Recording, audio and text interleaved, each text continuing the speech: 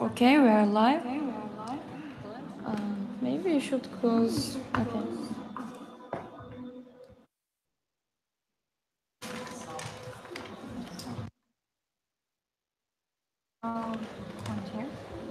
Okay, everyone. We have Serena Girani with us today. She is a city design and social. She interests in city design and social science, the cities program, LSA. Okay, maybe you can. Okay, this is my formal moderation, so I'm a little bit nervous. At the Polytechnic University of Milan, right? Yes. Yeah. Serena Girani is an architect and urban designer at Europe, Italy. Being an architect by training in 2013, she took a one-year leave to attend to the LSE Cities program at the London School of Economics Sociology Department.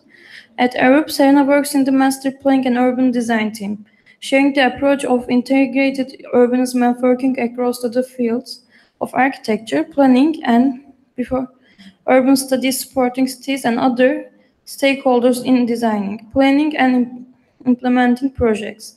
Before joining Europe, Serena has worked both professionally and academically in Milan, Barcelona, and London. She has been teaching the field of urban studies in the Polytechnic University of Milan as a professional experience, and architecture and urban design has been okay. And many other things. Yeah.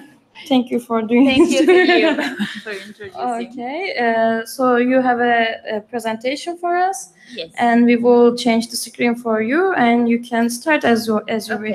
Okay. Thank you.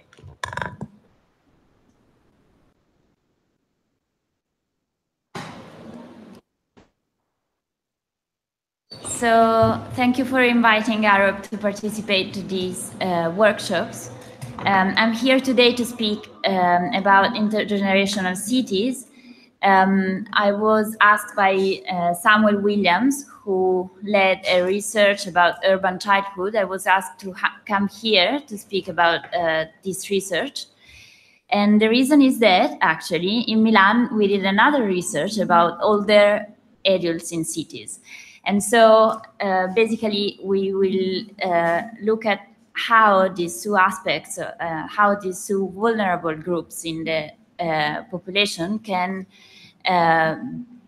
be part of our cities and can be included in the activities of our cities. Before starting, I will just introduce you who I am. As we were saying before, my name is Serena Girani. I work in Arup in the Master Planning and Urban Design team. Arup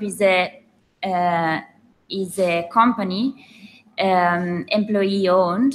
There are 92 offices in the world. Our markets mainly focus on cities, energy, transport, and water.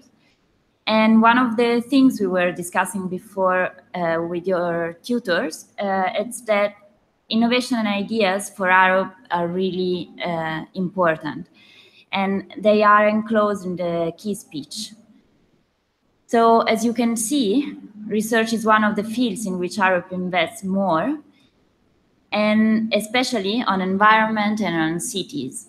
And here you can see the two covers of the two researches I was speaking about before. Shaping Aging Cities, a comparative study around 10 European cities, and Cities Alive, Designing Urban Childhood, which is a collection of benchmarks and the definition of the benefits of a child-friendly city.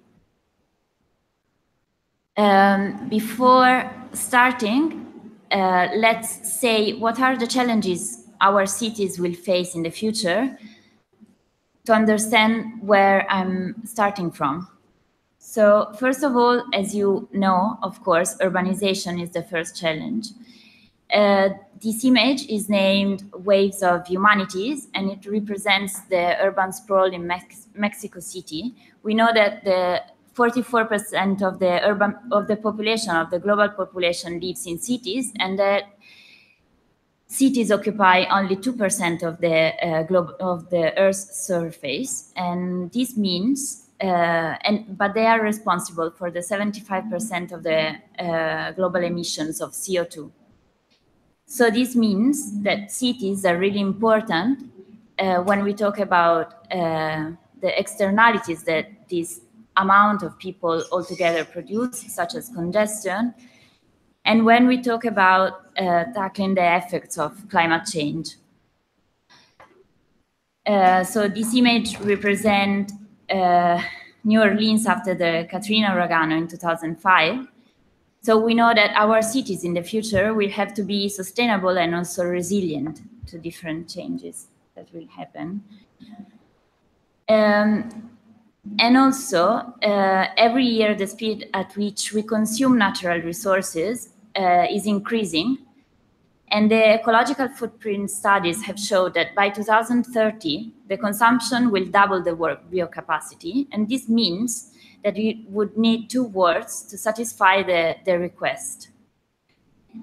The scarcity of resources, as we all know, will enlarge also migration phenomena. Another element fundamental is inequality. Globally, 1 out of 6 people live in slums. And if we think about the urban population, this ratio changes into 1 into 3 people. Forecasts made by research centers such as the LSE, cities, Urban Age, say that this figure could double in the next 30 years. And so it means that around 440 million people will live in inoccupied, crowded, inadequate, and unsafe housing. And so here comes the emergency, the thing we are going to talk about today, vulnerable age groups and the importance that we focus on them. As you can see here, these are 2 age pyramids, 1950 and 2050, and they show both age groups we are going to talk about now, so the children and older adults, and how they will enlarge in the future. So it's really important that we focus on well-being for people in cities. This is fundamental to guarantee a better future for the next urban generations. And it's important that we try to make lives of people in our cities not just longer, but also more pleasant, active, and definitely with a higher quality. So we worked on shaping aging cities in 2015. The research is published, and our question was, are we ready to support cities in managing an aging society? I will talk about this topic very fast because it's not our main topic, but I think it's really important that we understand that vulnerable groups, vulnerable population groups share similar and comparable challenges. And so the drivers that will change our cities, if we think about these vulnerable age groups, should be somehow related.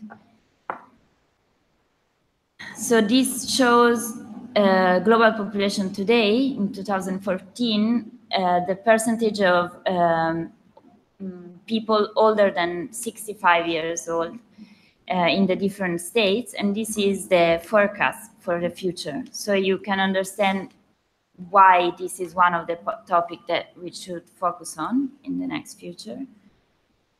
2017 was the year in which the global population older than 65 years old, the percentage of global population older than 65,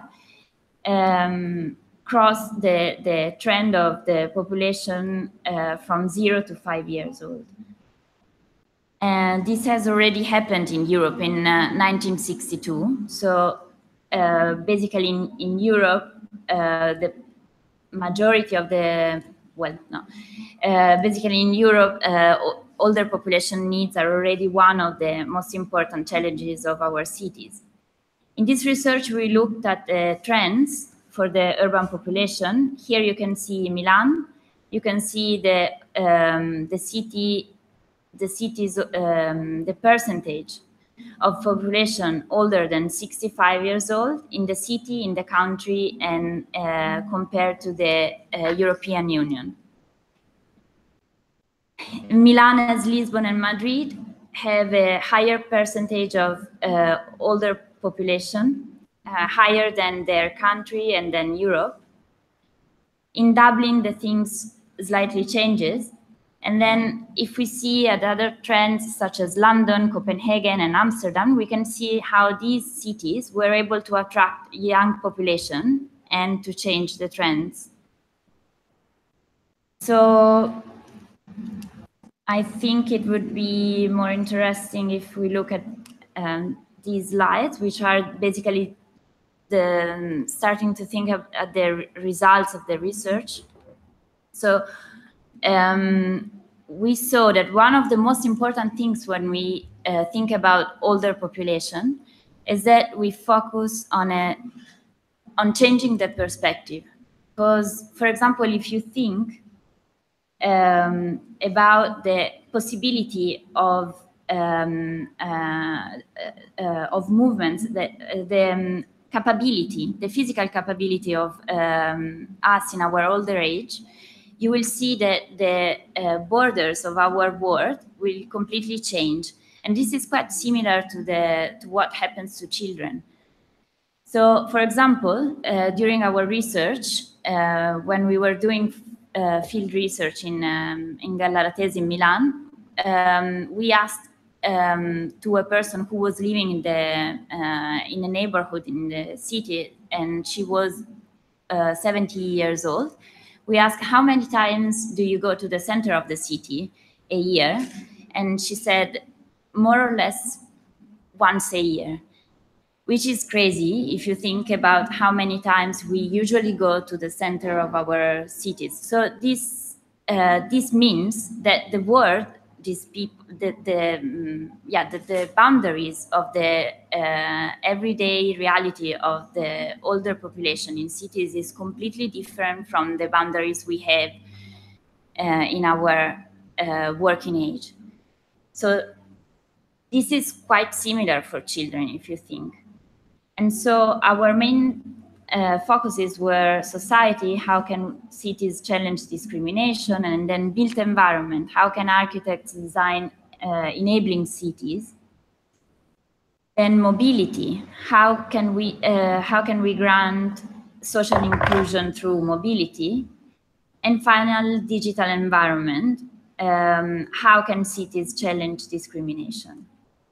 We are now continuing the research through workshops, and a new piece of it will be published this year. So let's see how all these things relate to the urban childhood topic we are focusing on today.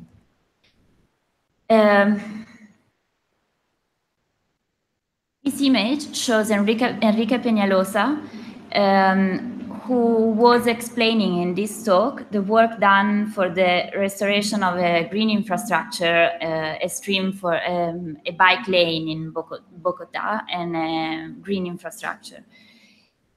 He's talking about a part of the city that is coming back to life, and he says, children are a kind of indicator species. If we can build a successful city for children, we will have a successful city for all people. If you think about this, the young age is fundamental for setting the basis for the rest of our lives. It's really important to change the lifestyles physically and mentally. It's fundamental. In our early years, with the speed of learning and connections that our brains can form, the speed is really quick. So the way we interact with the built environment stimulate these processes. Again, here, good design should be for everyone, not just for children or for adults or for other groups. What we need is a focus, and well-being is the focus we chose in the research for urban childhood. If you think about our future, it depends on how we will be able to integrate children's needs in our planning procedures. And the reason is that the children will obviously be our future, so we'll have to focus on them.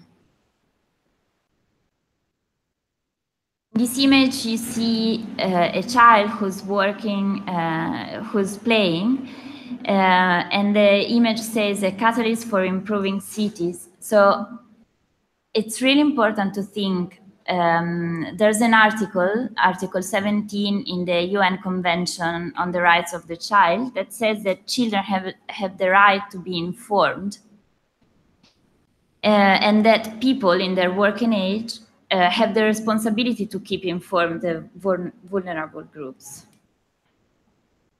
What are the core challenges for urban childhoods?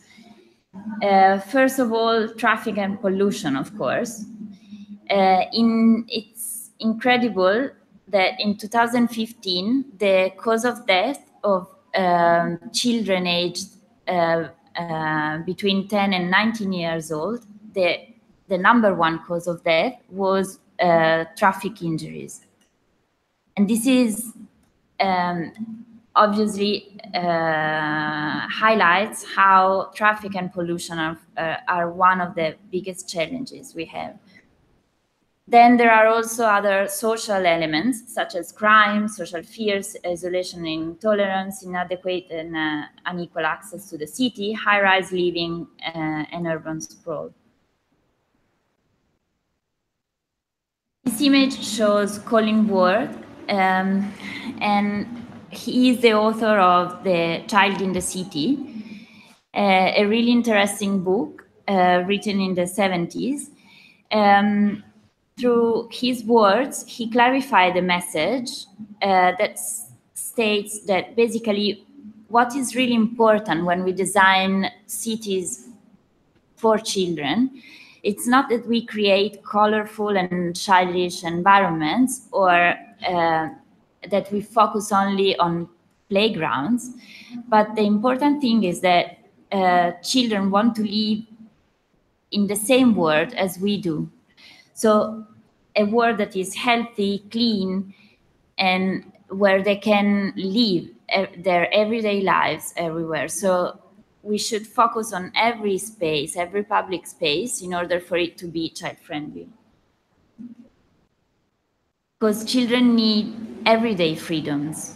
This image shows Fribourg, a street in Fribourg, where it's the green capital, as you may know, European green capital, and they worked on planning streets safe for children.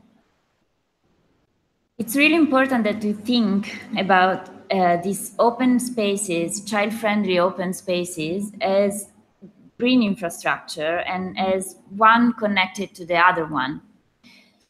Because when we think about the possibilities that our children have to experience the city, we need to think that they have to be free to run and to walk through the city in its entire dimension. So the opportunities that have to be recognized, as we were saying before, in designing child-friendly cities should be in all the spaces of the cities. As we were saying before, conversation moved on from designing just playgrounds to designing different urban spaces to playing spontaneously. It is important for the development of the children that they can be free to play in the same environments where adults live in.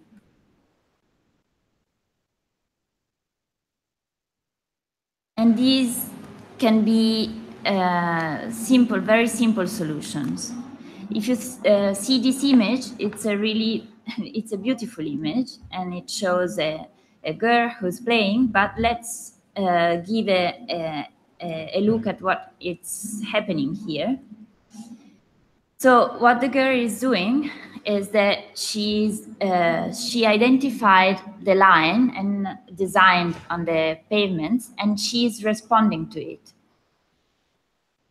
Then, if you think about her dancing movements, she's developing a sense of coordination, balance, that are both drivers for a long, healthy life. She's also taking somehow a risk. There is a sense of achievement and failure in what she's doing. And then, if you look at the background, there are parents who are speaking, and this is one of the interesting rules that we've found, that Arup found in the research, that says that where children are, adults follow. So designing urban spaces for children somehow also allows us to design spaces for the community, for the entire community. And this all can be done. If you think about this street, it's not so expensive. It's a small incremental piece of intervention, and but it's a lot given to the environment and to the community of the city. So what are the benefits, the main benefits we can think about when designing child-friendly cities?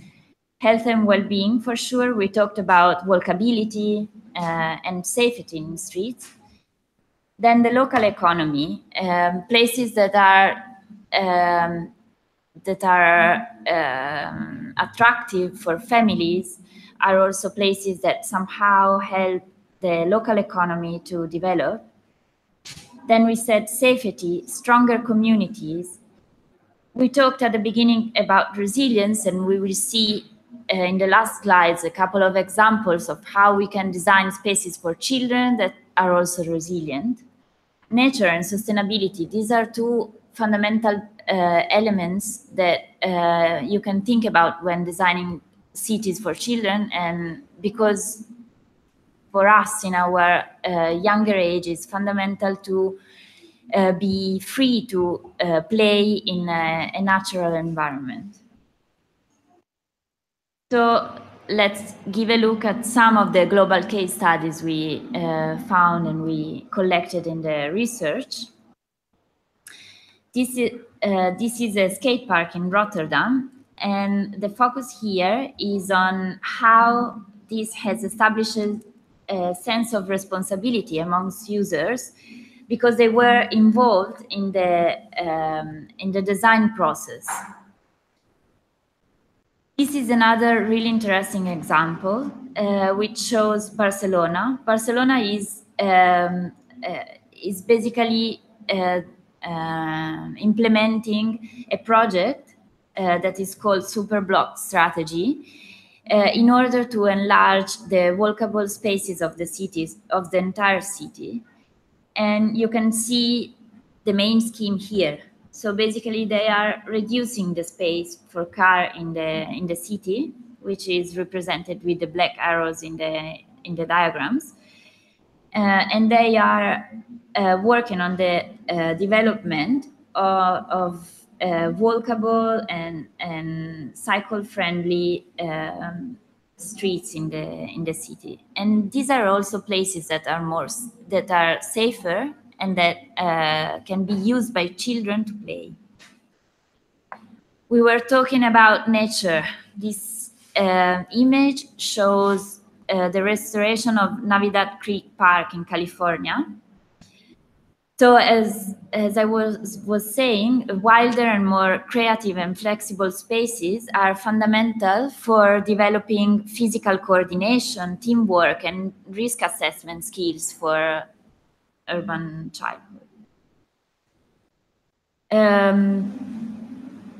This image represents a project in Korea, and it shows how experiments of making a street, of pedestrianizing a street for a temporary, worked also on the people then decided to vote to impose speed restrictions and parking controls and car-free weekends. So it was an interesting project. This Rotterdam. In Rotterdam, as we said, maybe not, but the city of Rotterdam is basically shaping an entire planning framework, child-friendly planning framework. They are transforming schoolyards into neighborhood spaces that can be used by all the inhabitants of the area. And they are also working with resilience. For example, designing squares that are sunken basins that can be used in order to collect rainwater in case of floodings, but that are also playgrounds in the neighborhoods in normal everyday life of the city. Then this, as we were saying, activating new the child-friendly cities can also activate new neighborhoods and are really important for the local economics of cities. We can think about reclaiming streets through community actions, and examples are in Bristol, London. We can think about achieving child-friendly cities through opportunistic and strategic approaches. In the research, there are some interventions that are recommended, and such as, for example, we talked about some of them, such as, for example, cultural and heritage spaces or wild spaces, community gardens that are fundamental also for intergenerational activities, traffic measures, multifunctional green infrastructures. And the research also tried to set a framework in order to communicate between architects and city makers and politicians, and in order to give the people the right confidence to start conversations and not miss opportunities around child-friendly cities. So the last couple of things, just to show you how we can use this framework and these case studies and the research. Arup was asked to participate to some of the workshops done for young Londoners, a project of the Greater London. And also here is an urban design project on which we were asked to think about a strategy for a child-friendly neighborhood. So, for example, in this case, here you can see the hierarchy of streets, but designed not focusing on the dimension of street, on the vehicular needs of the street, but on the needs defined by the children population of the neighborhood. So the dotted lines that you see inside, these are basically the streets that can be used by younger children to play. Then there's another network, and like every time the arrow grows it's also a different level of independency for the children.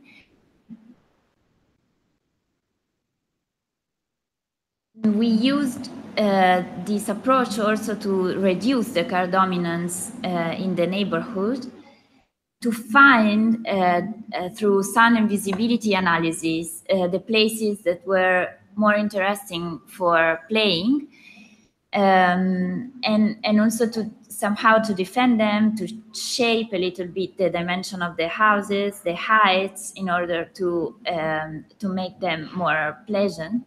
And also we found this really interesting intergenerational space that is basically, it was not connected, it was not a network in the previous master plan, and we helped the developers to think about it as a network of roofs, of green spaces that older adults and children can use together. To do and to work on child-friendly urban design, we use this model that shows the playability of cities. If you think about all the movements of the girl before, and then you see this scheme, you can understand how we use it. It's really important to think that the children has many different dimensions and sees the city in many different ways. So, for example, when you think about wayfinding, it can be renamed as playfinding, and it can be placed in at ground level or in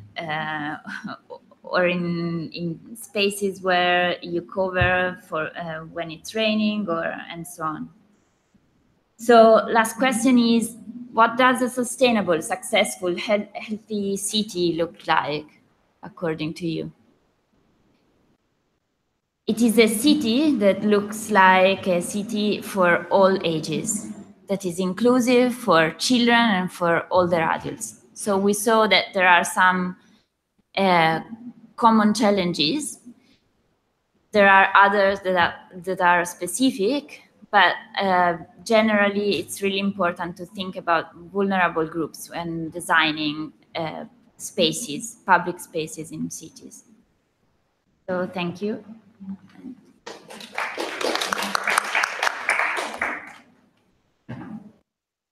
Do you have any question? Ask a question. Sorry. Okay. Thank you for the talk. It was really comprehensive. My question is going to be about the examples that you gave as like the problem zones that are mostly located in South America and areas that are a lot denser in terms of population-wise. But then the research that you provided was based in Europe. And then you went on to explain some policies that you came up with for like that are like prototyped after European cities.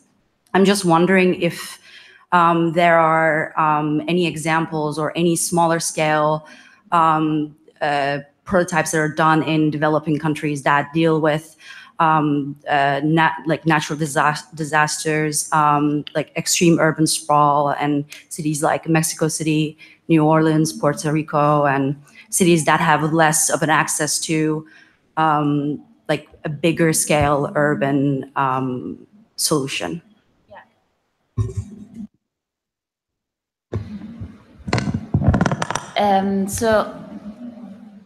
Maybe this was not clear enough in the presentation, but today I talked about two researches. One was about 10 European case studies, and the other one is a benchmark, and it's a global benchmark. So in this one, in the second one, you can find a lot of examples that come from cities in developing countries. Like, for example, there are many projects in Sao Paulo. Boa Criança is one of them, that somehow try to work, or Bogota, for example. We talked about Bogota, we talked about Peñalosa. It's amazing the work that they did in front of the schools. They started designing new spaces. I'm sorry, I cannot show it to everyone, but I will give you the they decided to instead of having parking spaces in front of schools, they could design spaces for children to play. And this is something really simple, like it's a simple intervention, but it's something that completely changes the everyday life of children. So thank you for the question. It was really, I mean, I'm sorry it wasn't clear, but it's absolutely, this is a global benchmark study. So you will find a lot of examples here. Okay. Sorry. I mean, I just wanted to add into your question, which I think is very relevant, but it actually also points to the role that we have as architects, right? Because the mayor or the city commissioner of any city can only be as clever as the information he has at hand, right? So one of the roles Arab has as their kind of global outreach is to disseminate their research and tell other, like anywhere, that with these simple means you can actually make cities that are better. And so I think, even though, as I think I got the similar comment in Istanbul when Sam was there, that most of these examples are in Europe, let's say, or better off cities, you could say. But it doesn't mean that similar solutions cannot be taken elsewhere, because we are not talking about enormous investments necessarily all the time when we talk about children.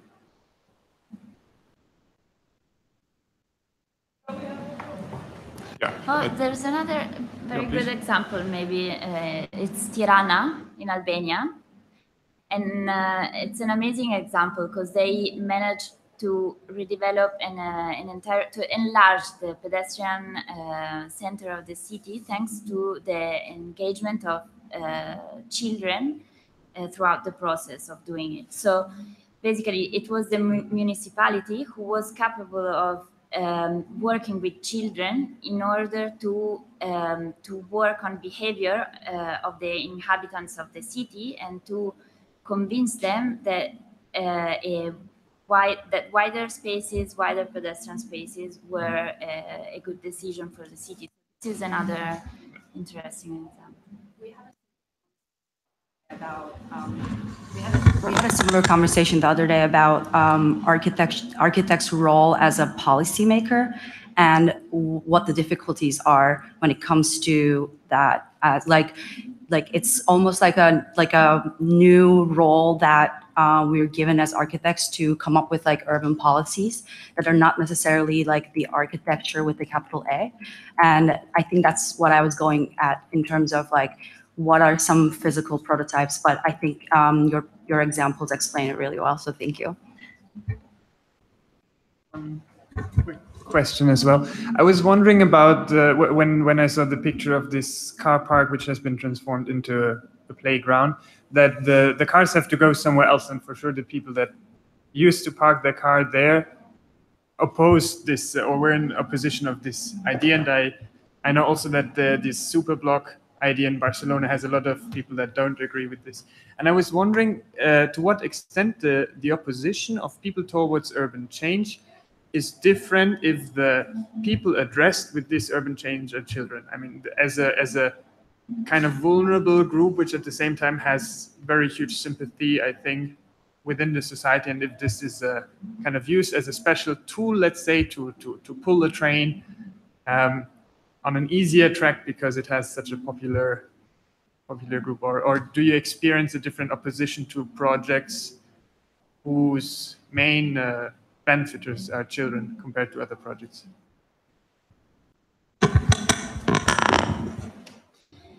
Yeah, so children can be, obviously they can be catalysts for urban change. The reason is that because we all think about our future, so we all think about, well, one of the things that could move towards sustainable development in general is to think about our future. And so children are our future, and so they could be catalysts for changes. But then if we move from the theoretical scale to a more practical one, I have a very interesting example, which is in a very small scale. in the city I live in Milan, in the neighborhood I live in, there's a street that used to be a street for parking and for cars, and it's in front of a school. And basically, thanks to the mothers of the children that attend to the school, this street was pedestrianized. So it's exactly what you're thinking about. So we care about our children, we live with them every day, and so we know what are their needs, and we can change our everyday spaces because of these things we see. So, yeah, that's the answer. Unless there's more questions, I think we will take a short break and move on to the next presentation. Thank you very much for joining us.